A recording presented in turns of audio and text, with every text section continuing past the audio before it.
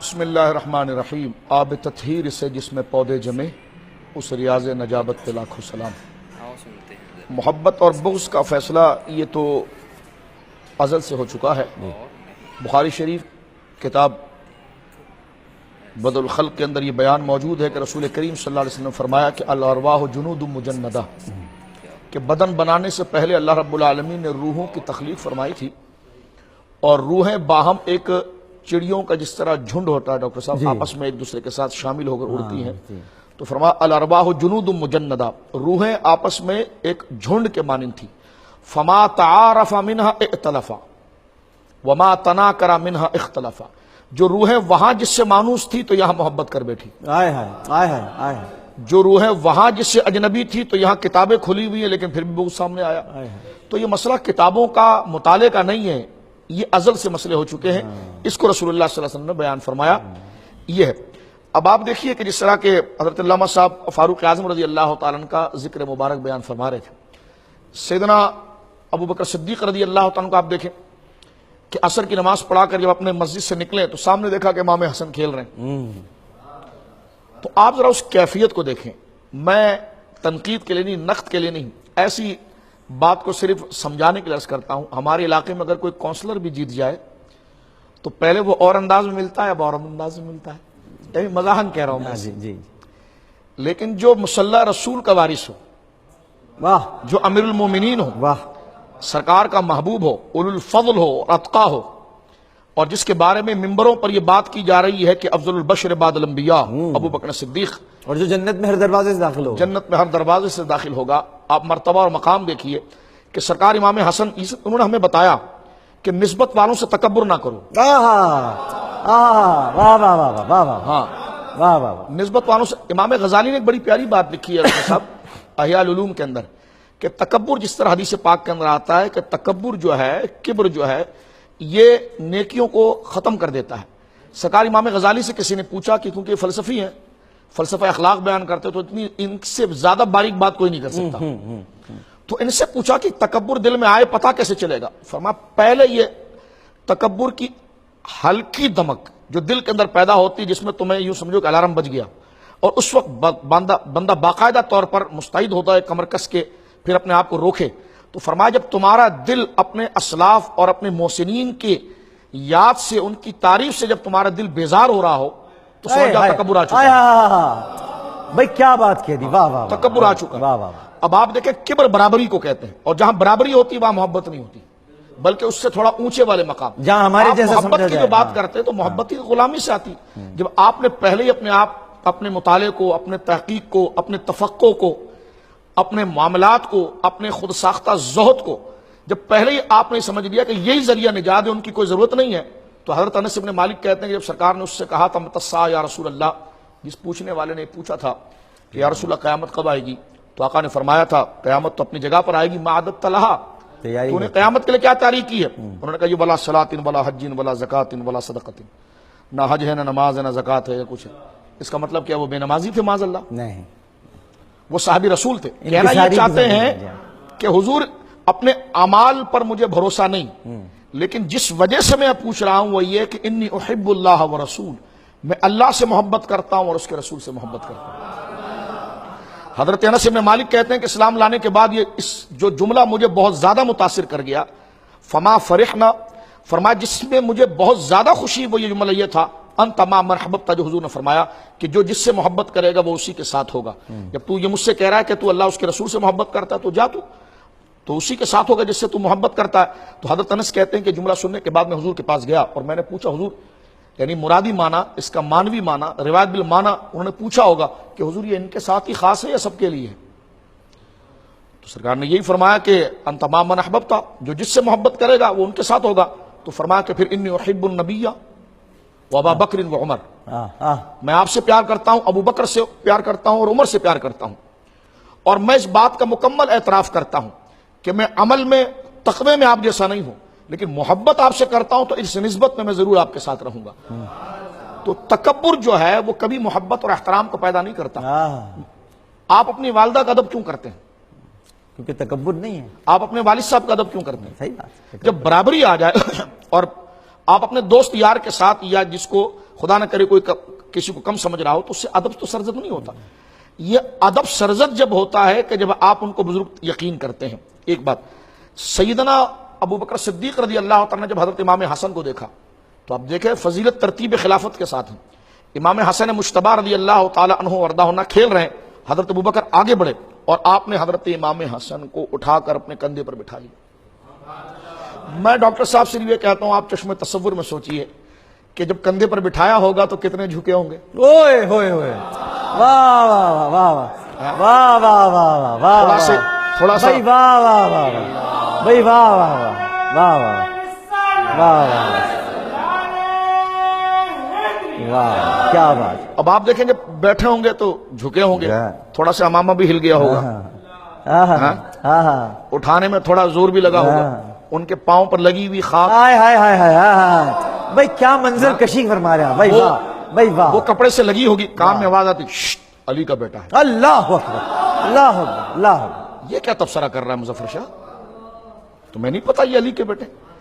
حضرت سیدنا صدیق اکبر نے اپنے کندھے پر بٹھایا. میں کہتا ہوں حضرت سیدنا صدیق اکبر رضی اللہ تعالیٰ عنہ کے 3 بیٹے مشہور ہیں. سیدنا عبداللہ جو غار ثور میں آئے، حضرت عبد الرحمن اور محمد بن ابی بکر. مجھے ڈاکٹر صاحب کو بتا دے کہ کبھی حضرت ابو بکر صدیق رضی اللہ تعالیٰ نے اپنے بیٹوں کو اپنے کاندھے پر بٹھایا؟ مجھے ایک دوست ایسی دوران مطالعہ کہنے لگا یہ تم کیا بات کرتے ہو کہ حضرت ابو بکر صدیق رضی اللہ تعالیٰ نے اپنے بیٹے کو کبھی بٹھایا ہوگا، کہیں لکھا ہوگا؟ تو میں نے کہا اپنے بیٹے کو اگر بٹھایا نا تو کہیں لکھا ہوگا. علی کے بیٹے کو بٹھایا نا تو ماخذ میں لکھا ہوگا، بخاری میں لکھا ہوگا، بخاری میں لکھا. یہ دوبارہ اپنے بیٹے کو اٹھایا تو کہیں لکھا ہوگا. لیکن جب علی کے بیٹے کو بٹھایا تو آپ دیکھیے رضی اللہ تعالیٰ عنہما، تو بخاری اصل ماخذ میں لکھا گیا. اور آپ دیکھیے یہ کیسی محبت ہے، کندھے پر بٹھا رہے ہیں. بھائی بچے کے سر پہ ہاتھ رکھتے ہیں جی، اس سے پیار کرتے ہیں تو جواب آتا ہے یہ حسن ہے، اس کے سر پر ہاتھ رکھا نہیں جاتا، اس کو سر پر بٹھایا جاتا. اللہ اکبر، واہ واہ واہ واہ واہ واہ واہ واہ واہ، اسے سر پر بٹھایا جاتا ہے کہ ابنی ھذا سید. یہ وہ حسن مجتبی ہیں جن کو رسول اللہ نے اپنی گود میں بٹھا کر، بخاری شریف میں منظر کیسا، ینظرون الی الناس مرۃ و الیہ مرۃ، الی الناس مرۃ و الیہ مرۃ. سرکار امام حسن کے چہرے کو دیکھتے تھے اور پھر صحابہ کو دیکھتے تھے، پھر امام حسن کو دیکھتے تھے، پھر صحابہ کو دیکھتے تھے. صحابہ ہمتن گوش ہو گئے کہ یہ انداز، فرمایا ابنی، بیٹا ہے میرا یہ. فرمایا ابنی ھذا سید، سید کا لفظ پہلی مرتبہ بیٹے کے لیے. فرمایا ابنی ھذا سید، یہ میرا بیٹا ہے جو سید و سردار ہے. لعل اللہ ان یصلح بین الفئتین عظیمتین من المؤمنین، یہ میرا وہ بیٹا ہے جسے اللہ رب العالمین اس کے ذریعے 2 عظیم مسلمانوں کے گروہ کے اندر صلح کروائے گا. اور میں یہاں پر یہ کہنا چاہتا ہوں، امام حسن صرف امام حسین سے عمر میں بڑے نہیں، رتبے میں بھی بڑے. جی یقیناً. امام حسین نے آپ کی بیعت کی ہے، امام حسن مجتبی رضی اللہ تعالیٰ. اور تقسیم آپ دیکھیے، سیدہ زہرا رضی اللہ تعالیٰ عنہا کو، خاتون جنت خیر النساء العالمین رضی اللہ تعالیٰ عنہا کو سرکار علیہ السلام نے وصال کے وقت یہ کہا تھا کہ فاطمہ رضی اللہ تعالیٰ عنہا، میرا حلم اور میری بردباری تیرے بیٹے حسن کو دی گئی ہے، اور میری شجاعت جو ہے وہ حسین کو دی گئی ہے. اور یہی جامع ترمذی جس میں صحابہ کہتے ہیں کہ آپ کا بدن مبارک کیسا تھا، فرمایا امام حسن سر سے لے کر سینے تک حضور کی طرح تھے، اور وہاں سے لے کر پاؤں تک حسین حضور کی طرح تھے. اور تقسیم حلم ادھر ہوا ہے، شجاعت ادھر. حلم پاؤں کی صفت نہیں، سینے کی صفت ہے، اور شجاعت جو ہے وہ سینے کی صفت نہیں، پاؤں کی صفت ہے. تو اب آپ دیکھیں جہاں وصف تقسیم ہوا ہے تو جسم بھی اسی طرح ہے. یہ استعارہ آپ دیکھیے کہ جو چیز تقسیم ہو رہی ہے، یعنی حلم مل رہا ہے تو حلم سینے کی صفت، اس لیے امام حسن سینے تک حضور کی طرح ہے. اور شجاعت مل رہی ہے تو شجاعت یہ قدموں کی صفت ہے، تو اس لیے حضرت امام حسین وہاں سے لے کر قدموں تک سیدنا رسول کریم صلی اللہ علیہ وسلم کے گویا کے شان میں ہے، یعنی ان کی مطابقت میں ہے. اب آپ دیکھیں حضرت سیدنا صدیق اکبر رضی اللہ تعالیٰ نے یہ عمل فرمایا. سیدنا فاروق اعظم رضی اللہ تعالیٰ کو دیکھیں، جب آپ کو فیروز لولو نے ضرب لگائی اور وہ آپ کے لیے شہادت کا باعث بنی، گردن پر بھی تھی، ناف کے قریب بھی تھی، اس وقت جس طرح حضرت صاحب فرما رہے تھے ابھی کہ کوئی نیاز میں شربت بنا رہا ہوگا، کوئی کیا بنا رہا ہوگا، میں کہتا ہوں اس نسبت کو آپ ذرا دیکھ کر یہ حدیث پاک کو ذرا سماعت فرمائیں. ایک تو شاہ عبدالعزیز صاحب کا میں قول پیش کر دوں. شاہ عبدالعزیز صاحب نے تحفہ میں بڑی پیاری بات کی, بیکار چیز نہیں ہے. فرما حضرت امیر, یہ امیر لفظ مطلق حضرت علی پر بولا جاتا ہے. ذریہ. جی, اور جب حضرت علی ہو تو ان کے مقابلے میں کوئی امیر نہیں. واہ واہ واہ واہ واہ واہ واہ. یہ اہل سنت کا مسلک ہے. اہل سنت جب حضرت امیر معاویہ کو ذکر کرتے ہیں تو حضرت علی کے ساتھ ذکر کرتے ہیں تو حضرت معاویہ کہتے ہیں, اور حضرت علی کی شہادت اور حضرت امام حسن کی خلافت کو ٹرانسفر کرنے کی بات آتی پھر کہتے ہیں امیر معاویہ. جب تک حسن ہے تو پھر امیر آپ ہی ہیں. واہ واہ. جب یہ توازن ہے اہل سنت کا, یہ توازن ہے کہ فہیہ متوسطۃ, یہ توازن ہے. سیدنا امیر معاویہ رضی اللہ عنہ صحابی رسول ہیں, کاتب وحی ہیں. بے شک. وَقَرَّ إِلَيْهُمُ الْكُفْرَ وَالْفُسُوقَ وَالْعِصْيَانَ أُولَٰئِكَ هُمُ الرَّاشِدُونَ کا مصداق ہیں. لیکن مرتبہ فضیلت کا جو ہے وہ اس معیار پر. میں اس کو تقریباً موضوع چل گیا تو مجھے 1 منٹ کی اجازت. جی جی جی. میں یہاں پر ایک بات خاص طور پر عرض کرنا چاہتا ہوں اب آپ ناظرین کے لیے کہ وہ ذوق سے اس بات کو دیکھیں. حضرت فاروق اعظم والی روایت اگر وقت رہا تو میں پڑھ سکوں گا. یہ جو صحابہ میں فضیلت کا درجہ ہے تو سیدنا صدیق اکبر رضی اللہ تعالی عنہ افضل البشر بعد الانبیاء, حضرت نے فرمایا بھی. سیدنا فاروق اعظم رضی اللہ تعالیٰ عنہ ان کے بعد درجہ رکھتے ہیں, عثمان غنی, پھر مولا مرتضیٰ. علماء میں یہ بحث ہوئی کہ ان کی اولادوں میں فضیلت کیسی ہے.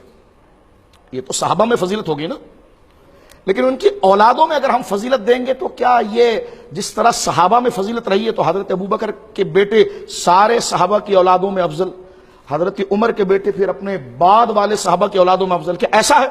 شیخ محقق نے فرمایا ایسا نہیں ہے. ملا علی قاری نے شرف اکبر نے فرمایا ایسا نہیں ہے. آل فاطمہ صحابہ کی اولاد میں سب سے افضل ہے. اللہ اللہ اللہ اللہ. سیدہ زہرا کی اولاد صحابہ کی اولاد میں سب سے افضل ہے. اور میں یہاں کہنا چاہتا ہوں, ہمارے علماء نے لکھا کہ حضرت ابوبکر صدیق رضی اللہ تعالیٰ عنہ کے بیٹے حضرت عبد الرحمن, ان کا رتبہ فضیلت میں حضرت امیر معاویہ سے بڑا ہے. اور اس قاعدے سے پتا چلا کہ حسنین عبد الرحمن سے بڑے.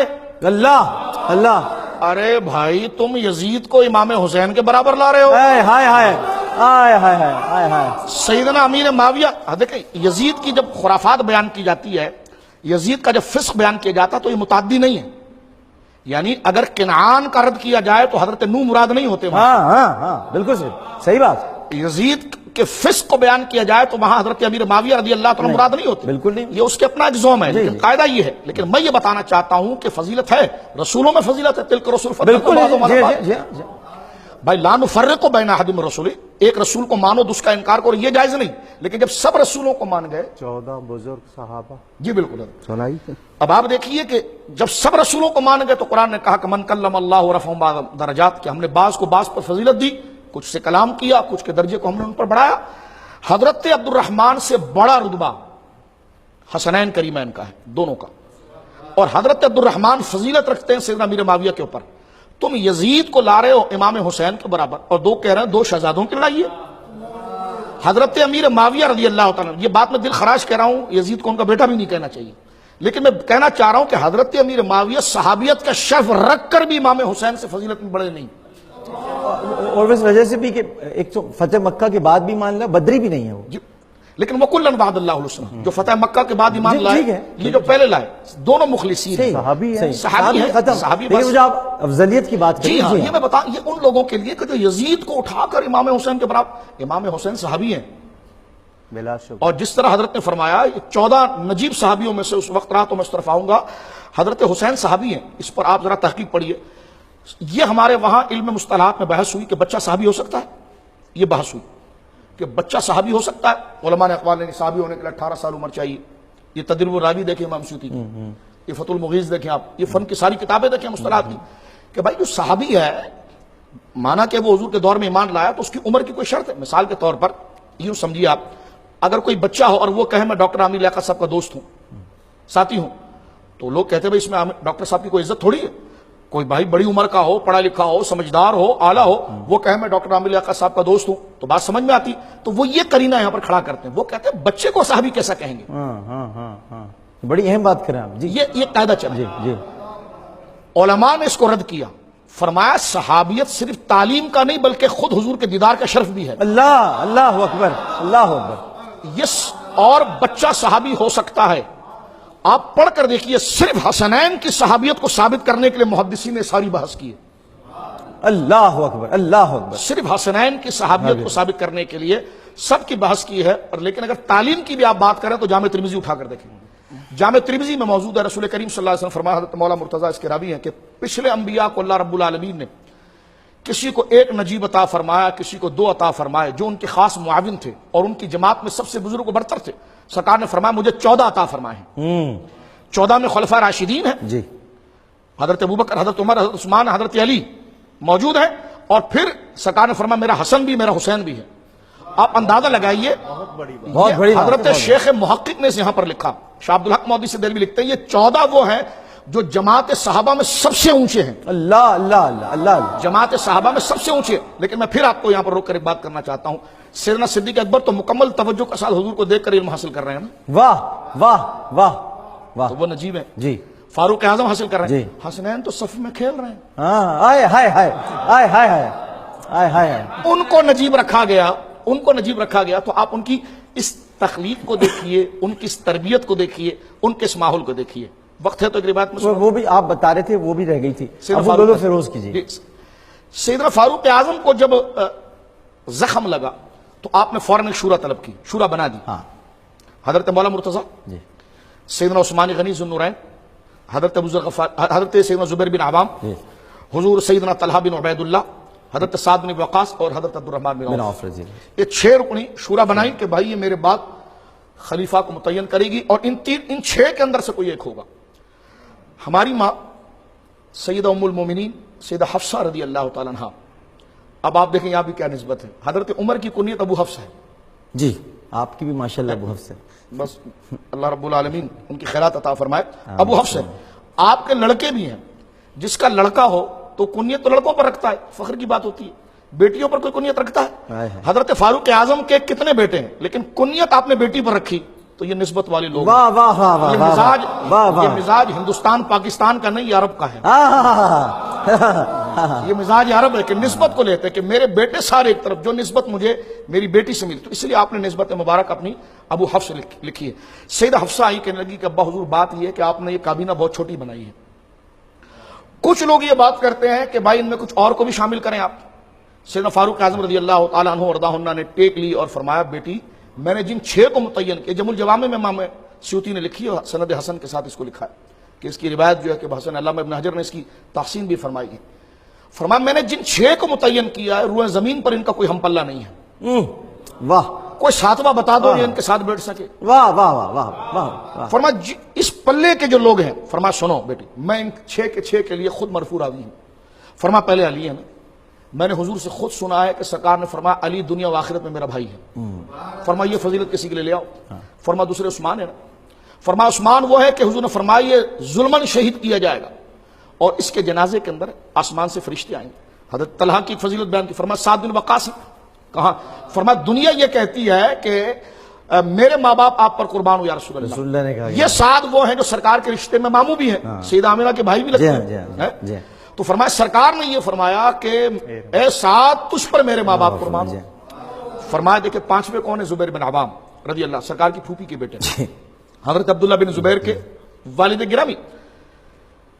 حضرت زبیر بن عوام سرکار نے فرمایا کہ میں نے خندق میں جبریل سے یہ پوچھا تھا کہ اللہ رب العالمین نے حضرت سیدنا عیسیٰ کو اتنے حواری عطا فرمائے، میرا حواری کون ہے؟